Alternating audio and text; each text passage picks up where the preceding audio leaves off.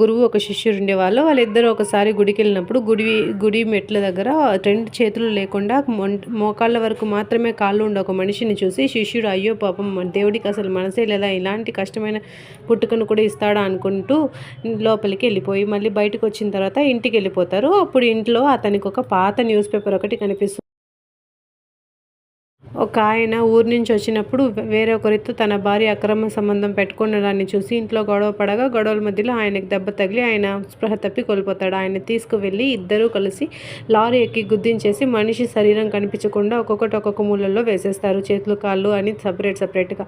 గురువు అడుగుతాడు, నువ్వు అలాంటి ఆడది కనిపిస్తే ఏం చేస్తావంటే, కాళ్ళు చేతులు నరికేసి రోడ్లో పడేసి అడుక్కోమని చెప్పి అంత పెద్ద పనిష్మెంట్ ఇవ్వాలి అని చెప్తాడు. మరి అదే కదా దేవుడు చేశాడు ఆ గుడిలో ఉన్న మనిషికి అంటారు. ఇది నిజంగా వెస్ట్ బెంగాల్లో జరిగిన ఒక ఇన్సిడెంట్. కర్మ ఈజ్ ఆల్వేస్ వాచింగ్.